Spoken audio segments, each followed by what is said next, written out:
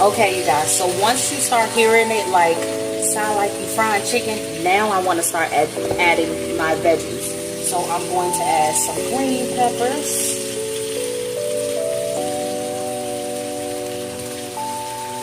some onions, some celery, some potatoes.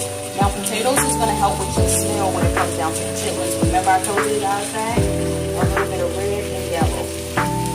And then I'm going to add the rest of these to this right here. Just trust me, y'all. Trust me.